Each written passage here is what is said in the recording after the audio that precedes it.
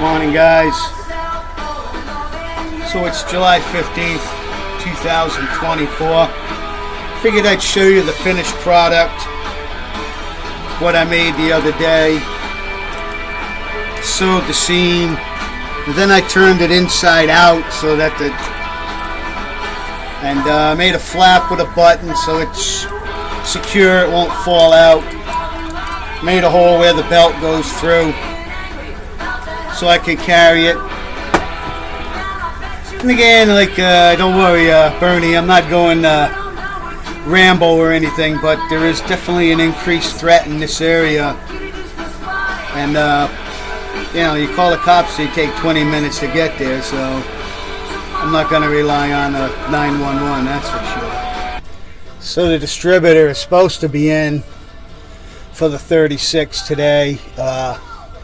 Got the wires peeled back. I have the cap loose. I haven't pulled the distributor out yet.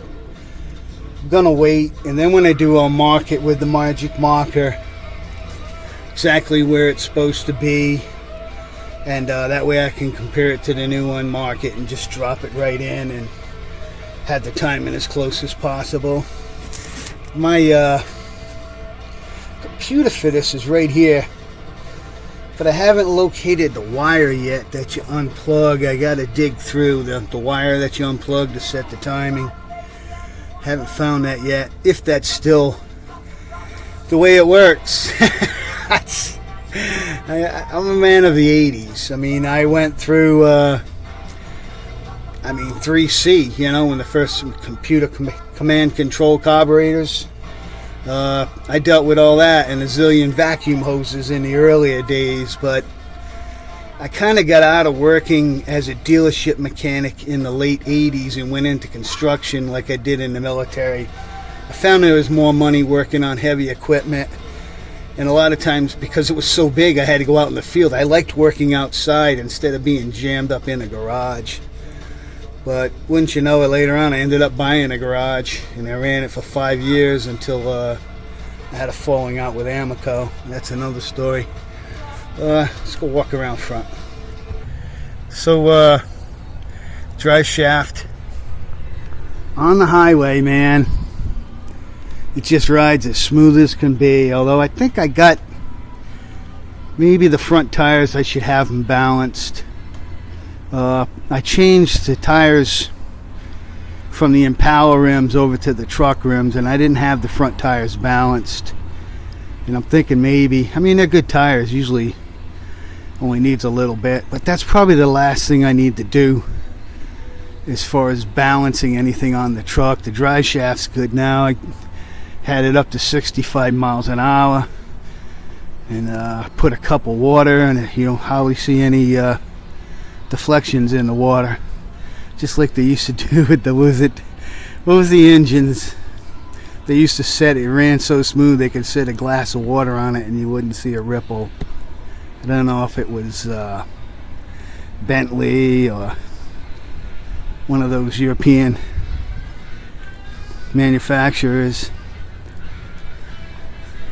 Everything's doing good. I was in traffic. In fact, I got stuck in some construction, and it was 92 degrees out, and I was sitting in traffic for 3 to 4 minutes, 5 minutes, waiting, cars moving while they let one lane at a time go, and the temperature never budged from 180. So the fan has enough speed with that fan resistor that I added on. Now, because before it sounded like a jet engine under there. Now it's running about half the speed that it was. And it's doing good in the hottest weather. It was, and I was, believe me, I had my eye on that temperature gauge. I was like, got to keep an eye on it. Got to keep an eye on it. I got to pull the seat up. One of the things I haven't done is hooked up the check engine light. I don't know why I haven't got to that yet. I got the wire hanging right under the dash, but I can check it with a test light, which I did. I just hook up my test light and then put it to power and see how it works out. But right now I don't have a light that comes on that says check engine if there's a problem with the fuel injection. So you see what's going on here in Rusty, Rhode Island, guys. A little lucky. Took her out walking yesterday. We left a little bit later, and it got hot. And boy, I walked 3 miles yesterday. 2 miles she was dragging me in. On the last mile, I pretty much had to drag her back. Good thing we stopped over by the pond. We have Stafford Pond down the road, and I let her get some water, and that kind of refreshed her. She's only 3 years old, and I'm 63. What's up with that, man? At least I know I'm not wearing a black fur coat. Out from Rusty, Rhode Island, guys. Hope you're enjoying your day.